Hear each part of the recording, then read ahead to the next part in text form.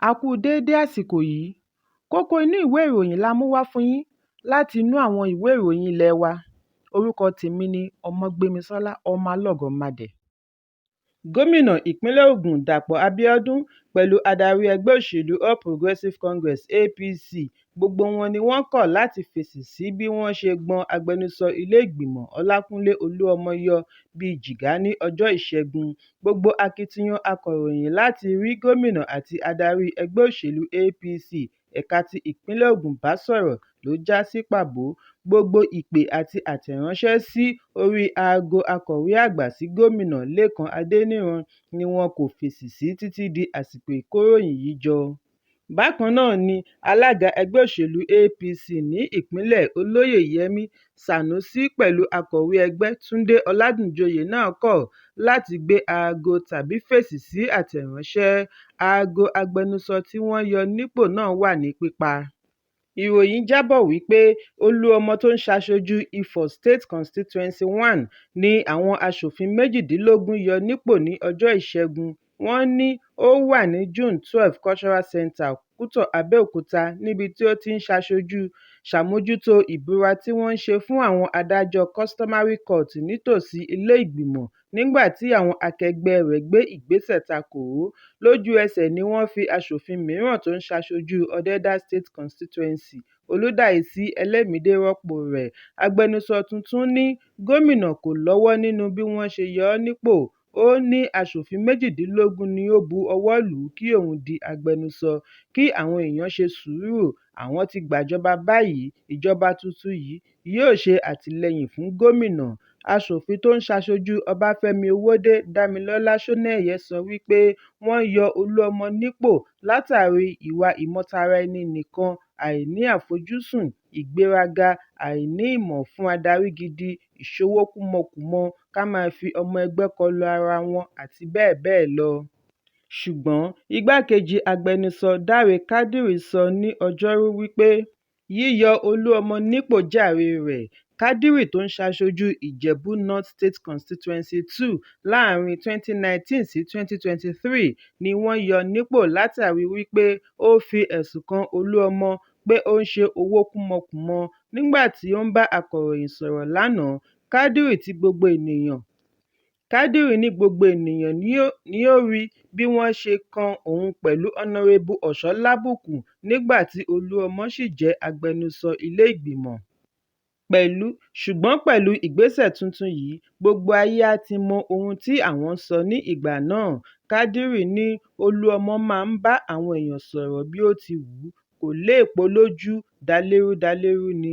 Bí ó ṣe ń pe àwọn kan ní alátìlẹyìn gómìnà ni ó ń pe àwọn mìíràn ní alátakò gómìnà láàrin ilé ìgbìmọ̀.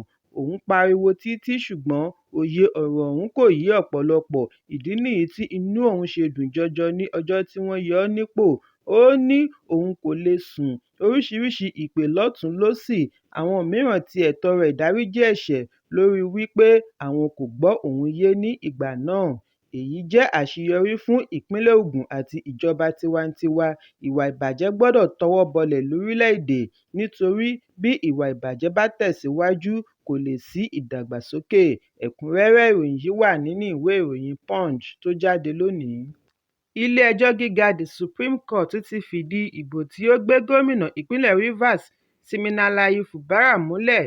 Nínú ìgbìmọ̀ adájọ́ ẹlẹ́ni 5 tí adájọ́ Kudirat Kékeré-Ẹkùn darí ni wọ́n ti gbé ìdájọ́ kalẹ̀ wípé ẹjọ́ kòtẹ́milọ́rùn tí olùdíje gómìnà láti ẹgbẹ́ òṣèlú All Progressives Congress APC Tóyè Kọ́lù pé kò lẹ́sẹ̀ ńlẹ̀. Ilé-ẹjọ́ ní àwọn kò rí ìdí kankan láti dá ìdájọ́ ilé-ẹjọ́ tribunal nù tí ó ti kọ́kọ́ fìdí ìbò gómìnà tí ó wáyé ní oṣù kẹta ọdún 2023 múlẹ̀. Ilé-ẹjọ́ fìdí ẹ̀ múlẹ̀ wípé Kọ́lù kò ní ẹ̀rí láti fi gbé ẹ̀sùn rẹ̀ wípé ètò ìdìbò ọ̀hún kò lọ pẹ̀lú ìlànà òfin àjọ elétò ìdìbò fún ọdún 2022. Bí a kò bá gbàgbé wípé ẹgbẹ́ òṣèlú APC jọ̀wọ́ ẹ̀sùn wọn tako Fubara láti ẹgbẹ́ òṣèlú People's Democratic Party PDP nígbà tí ìgbẹ́jọ́ ṣì ń lọ lọ́wọ́ ní ilé-ẹjọ́ tribunal ìpínlẹ̀ Rivers. pẹ̀lú wípé ẹgbẹ́ òṣèlú APC ti jáwọ́ nínú ẹ̀sùn. Olùdíje lábẹ́ rẹ̀ lérí léka láti sin ẹjọ́ ọ̀hún dé ibi tó lámì tó lápẹẹrẹ. Àjọ elétò ìdìbò kéde wípé Fubara ní àpapọ̀ ìbò 302,614 tako Kolu tí ó ní àpapọ̀ ìbò 95,274. Èyí kò tẹ́ Kolu lọ́rùn ni ó fi gba ilé-ẹjọ́ tribunal lọ. Níbẹ̀ ni ó ti ṣe ẹ̀sùn wípé ètò ìdìbò gómìnà ìpínlẹ̀ Rivers kún fún oríṣiríṣi ìwà màgòmágó. Ó ní ètò ìdìbò kò tẹ̀lé ìlànà òfin. Pàápàá jùlọ, ó ní Fubara kò tíì fi gbogbo ara fi ipò rẹ̀ àtijọ́ sílẹ̀ gẹ́gẹ́ bí òfin ti là á kalẹ̀ kí ìdìbò tó wáyé. Ó ní Fubara ṣì ń bu ọwọ́ lu ìwé gẹ́gẹ́ bí olùṣirò àgbà fún ìpínlẹ̀ Rivers lẹ́yìn tí wọ́n ti fà á kalẹ̀ láti du ipò gómìnà. Lẹ́yìn èyí ni ó rọ ilé-ẹjọ́ tribunal kí ó fagilé ìwé-ẹ̀rí tí àjọ elétò ìdìbò ṣe àgbékalẹ̀ fún un kí wọ́n sì kéde wípé kì í ṣe ojúlówó gómìnà. Ṣùgbọ́n ilé-ẹjọ́ tribunal àti ilé-ẹjọ́ tó ga jùlọ padà dá gbogbo ẹ̀sùn Kolu nù pẹ̀lú àwáwí wípé kò lẹ́sẹ̀ ńlẹ̀. Ẹ̀kúnrẹ́rẹ́ ìròyìn yìí wà nínú ìwé ìròyìn Vanguard tó jáde lónìí.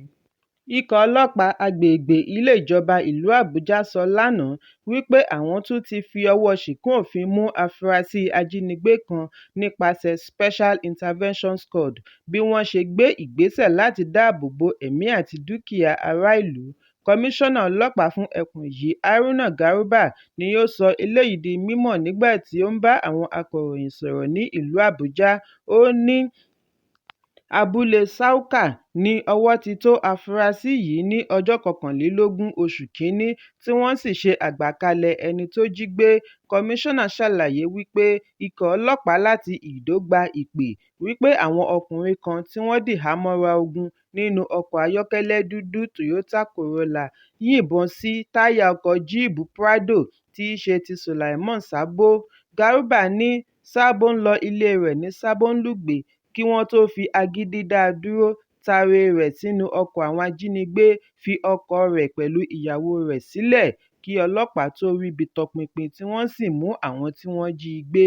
Garuba ní DPO gba ìpè wípé ohun kan ń ṣẹlẹ̀ nínú ilé kan ní abúlé Sauka. Lójú ẹsẹ̀ ni wọ́n gbéra tí wọ́n sì bá ẹni wọ́n jí gbé àti ajínigbé pẹ̀lú ìbọn Mark 4 rifle àti 10 rounds of live ammunition. Lójú ẹsẹ̀ ni wọ́n mú un pẹ̀lú ohun ìjà olóró rẹ̀ tí wọ́n sì ṣe àgbàkalẹ̀ ẹni wọ́n jí gbé ṣùgbọ́n pẹ̀lú ọgbẹ́ ọta ìbọn lára. Wọ́n ti gbé e lọ ilé ìwòsàn, ara rẹ̀ sì ti ń balẹ̀. Gẹ́gẹ́ bí ọ̀rọ̀ Garuba, láti ìgbà tí wọ́n ti ṣe ìfilọ́lẹ̀ Special Intervention Squad ni àwọn kò ti gbúròó ìwà ìjínigbé ní Buhari àti agbègbè rẹ̀ ní ìlú Àbújá. Ó ní gbogbo ojúnà tí àwọn ajínigbé ń gbà pàápàá jùlọ ní ìjọba kánsù Buhari ni wọ́n ti dí pa bí wọ́n ṣe fi ọwọ́ ṣìkún òfin mú àwọn ajínigbé àti adigunjalè ní agbègbè yìí tí wọ́n sì ṣe àgbàkalẹ̀ àwọn tí wọ́n ti jí gbé. Ẹ̀kúnrẹ́rẹ́ ìròyìn yìí wà nínú ìwé ìròyìn Vanguard tó jáde lónìí. Lónìí ni adájọ́ Bọ́lájí Ọlájúwọ̀n láti Ilé-ẹjọ́ Gíga ìlú Àbújá gbé ìdájọ́ kalẹ̀ bí ó ti pàṣẹ wípé kí gbogbo àwọn márààrún oníṣòwò ọkùnrin láti ìlú Port Harcourt tí ìjọba àpapọ̀ fi ẹ̀sùn ìwà àdàlúrú tẹ̀rọ́rísìmù kàn lọ fìkàlẹ̀ sí ọgbà ẹ̀wọ̀n Kùjé ní ìlú Àbújá. Àwọn wọ̀nyí ni adájọ́ ní kí wọ́n wà nínú ẹ̀wọ̀n títí di ọjọ́ 2 oṣù Kejì kí adájọ́ tó pinnu lórí ìyọ̀ǹda wọn. Orúkọ àwọn márààrún a máa jẹ́ Chime Egbuma Ezebalike, Ọmọọba Lukman Ọládélé, Kenneth Goodluck Passer, Osiga Donald àti Odueja Thangood nínú ẹ̀sùn oníkókó 7 tí ó dá lórí ìwà dàlúrú lórí bí wọ́n ṣe ṣe ìkọlù tí wọ́n tún dáná sun ilé ìgbìmọ̀ ìpínlẹ̀ Rivers nígbà rògbòdìyàn ìpínlẹ̀ Rivers tí ó wáyé nínú oṣù kẹwàá ọdún tí ó kọjá. Rògbòdìyàn yìí wáyé lẹ́yìn aáwọ̀ láàrin gómìnà ìpínlẹ̀ Rivers Siminalayi Fubara àti aṣíwájú rẹ̀ tí ó ti di mínísítà ilé ìjọba ìlú Àbújá Nyesom Wike. Yàtọ̀ sí wípé wọ́n dáná sun ilé ìgbìmọ̀, bákan náà ni wọ́n fi ẹ̀sùn kan àwọn afurasí wọ̀nyí wípé wọ́n ṣekú pa Superintendent of Police Bako Agbanshin àti àwọn alamí ọlọ́pàá 5 ní agbègbè Ahoada. Àwọn alamí ọlọ́pàá tí wọ́n ṣe ẹ̀sùn wípé wọ́n ṣekú pa ni Charles Osu, Ogbonna-Eja, Idahoka Felix, Paul Victor Chibugu àti Saturday Eddy. Bákan náà ni ìjọba àpapọ̀ fi ẹ̀sùn kàn wọ́n wípé wọ́n ń lo oríṣiríṣi ẹgbẹ́ òkùnkùn bíi Supreme Viking Confraternity, Degbam, Iceland àti Greenland láti fi ṣiṣẹ́ láabi wọn, ṣùgbọ́n nígbà tí wọ́n ka àwọn ẹ̀sùn wọ̀nyí sí wọn létí, gbogbo wọn ni wọ́n bẹ̀bẹ̀ wípé àwọn kò jẹ̀bi ẹ̀sùn. Bí ó tilẹ̀ jẹ́ wípé orúkọ agbẹnusọ àná fún ìpínlẹ̀ Rivers Honorable Edison Ehie kò jẹ jáde nínú orúkọ tí wọ́n dá, síbẹ̀ aṣojú rẹ̀ wà ní ilé-ẹjọ́ látàrí wípé wọ́n tọ́ka ẹ̀sùn sí i. Lẹ́yìn èyí ni adarí ìgbìmọ̀ adájọ́ Audu Garba pè fún ọjọ́ tuntun fún ìgbẹ́jọ́, ṣùgbọ́n agbẹjọ́rò fún 2 nínú àwọn afẹ̀sùnkàn bẹ̀bẹ̀ fún ìyọ̀ǹda wọn pẹ̀lú àwáwí wípé ọdún tí ó kọjá ni wọ́n ti wà nínú àhámọ́ ọlọ́pàá. Lọ́gán ni agbẹjọ́rò ìjọba fárígá, ó ní òun ṣẹ̀ṣẹ̀ gba ìwé ìpè fún ìyọ̀ǹda wọn ni, òun sì nílò àkókò díẹ̀ láti fi yẹ̀ ẹ́ wò. Adájọ́ Ọlájúwọ̀n gbà sí i lẹ́nu wípé lóòótọ́ ni ó nílò àkókò díẹ̀ láti fi fèsì. Títí di ìgbà ìgbẹ́jọ́ mìíràn ni adájọ́ fi pàṣẹ kí wọ́n taari àwọn afẹ̀sùnkàn 5 lọ inú ọgbà ẹ̀wọ̀n Kùjé. Ẹ̀kúnrẹ́rẹ́ ìròyìn yìí wà nínú ìwé ìròyìn Daily Post tó jáde lónìí. Gómìnà àná fún ilé ìfowópamọ́ àgbà CBN Sanusi Lamido Sanusi ti faramọ́ bí wọ́n ṣe gbé díẹ̀ lára ẹ̀ka CBN kúrò ní ìlú Àbújá wá sí ìpínlẹ̀ Èkó. Ó ní èyí jẹ́ ohun tí ó tọ́ láti ṣe, bí ó ṣe bu ẹnu àtẹ́ lu àwọn tí ó lòdì sí ìgbésẹ̀ yìí. Ó ní wọ́n ń ti ọwọ́ òṣèlú bọ̀ ọ́ ni. Láti ìgbà tí CBN ti ṣe ìkéde ìpààrọ̀ lára àwọn ẹ̀ka wọn ni awuyewuye ti bẹ́ sílẹ̀ tí àwọn ará ẹkùn àríwá kan fara kí wípé èyí yóò ní ipa lára ọ̀rọ̀ òṣèlú, ṣùgbọ́n Sanusi tí í ṣe Emir ẹlẹ́ẹ̀kẹrìnlá fún ìpínlẹ̀ Kano sọ nínú àtẹ̀jáde wípé ìpààrọ̀ ẹ̀ka CBN mú ọpọlọ dání. Ó ní ṣíṣe ìpààrọ̀ ẹ̀ka ọ́fíìsì CBN sí ìpínlẹ̀ Èkó tí ó tóbi ju ìlú Àbújá lọ jẹ́ ìgbésẹ̀ tí ó dára. Ó ní òun náà ti ní lọ́kàn láti gbé irúfẹ́ ìgbésẹ̀ bẹ́ẹ̀, ṣùgbọ́n òun kò ní àkókò láti mú un wá sí ìmúṣẹ.